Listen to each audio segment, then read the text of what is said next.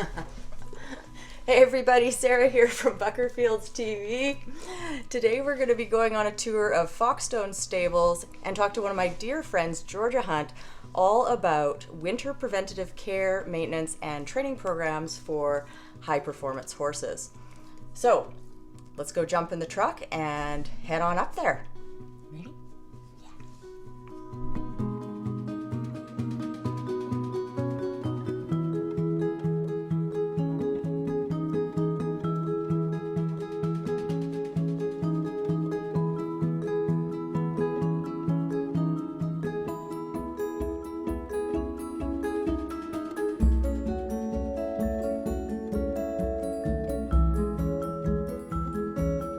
I'm Georgia Hunt. I'm the owner of the business Foxstone Stable and Hunt Equestrian.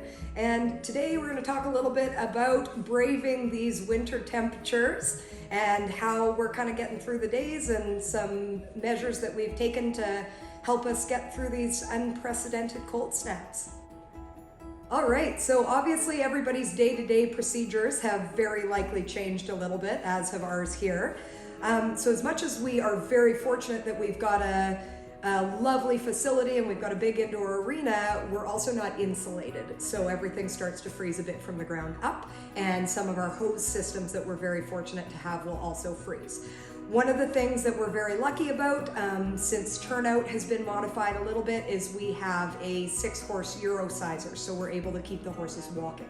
The horses that aren't able to be on the walker, we will take out for hand walks. They're going for very light lunges where we don't get them too warm or sweaty so that we can't get them properly put away. We don't want them to get too cold despite all the best blankets and our best attempts to keep them warm and inside. We like to use some therapies as well to keep everything circulating. One thing that we like to use at this facility is Beamr Therapy. So it's electromagnetic pulse field therapy that will keep their blood flowing. It can also help with horses who have things such as winter laminitis to get blood flow and get everything moving a little bit and keep them a bit more comfortable. We're fortunate enough to have something called a VitaFloor, which is vibration therapy, which is widely tested in hospitals on humans as well, which is one of the reasons that I purchased that machine, thanks to my dad.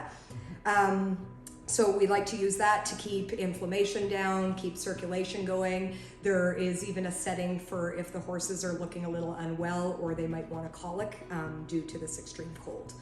We like to keep things like the water buckets heated. They each have an electric bucket, and we will also top buckets up with warm water, keep warm bran mashes going just to keep liquids in their system, as some of them will decide that they want to drink a little bit less at this time of year.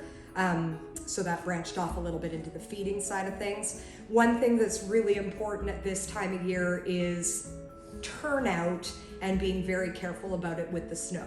So unless we're using things like little ice nails on their shoes for traction or snow pads to not keep the snow balled up in their shoes, the jagged edges of the ice can start to make a little bit of bruising, or barefoot horses very uncomfortable. Horses with shoes, they can get snowballs almost as high as stilettos that are very dangerous for tendons and ligaments.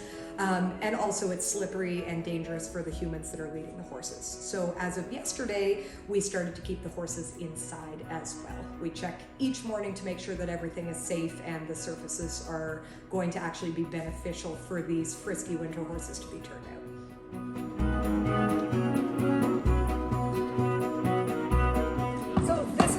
Talking about a little bit earlier about increasing circulation. It helps to move red blood cells throughout the horse's body. We like to use it in the winter to just keep everything moving as best we can, and it really starts to relax the horses as well and helps to bring down inflammation through blood flow.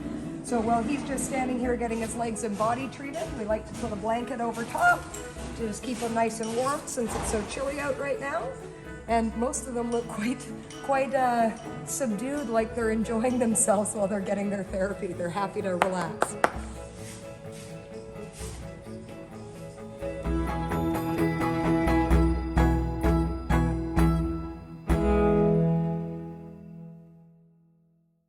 So we're going to talk a little bit about what we like to do as far as our winter training plan goes. So we're very fortunate to get to escape to the desert near Palm Springs for 5 weeks of the winter time. And that comes up, we head down there each year on Valentine's Day.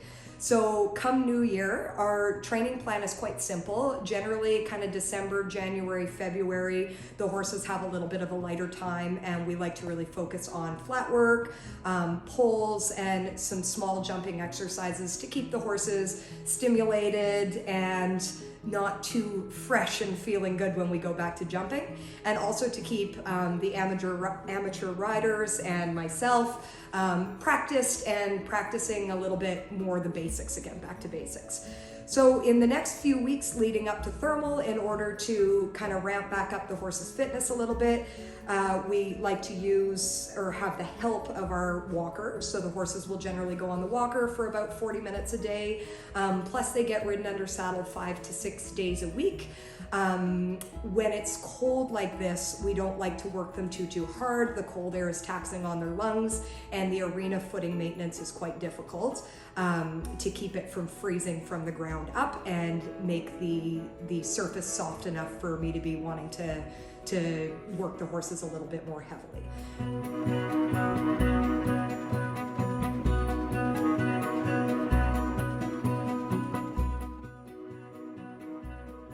We like to do a lot of work with poles.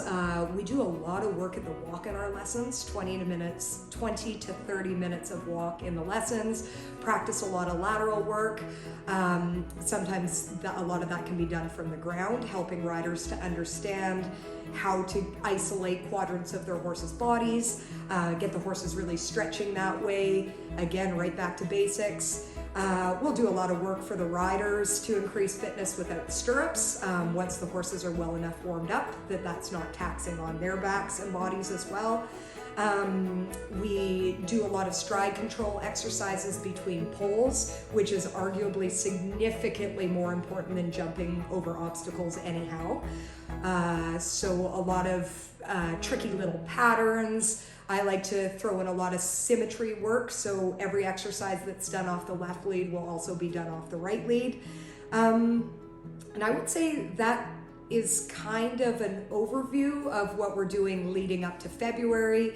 In February, we start to add in some small jumps. In my opinion, it's not particularly important that the horses are schooling at the same height or level that they're going to be competing at. We get down to California, into the sun, get them all clipped up, get them acclimatized, and we kind of pick up right where we left off when our show season finished in October.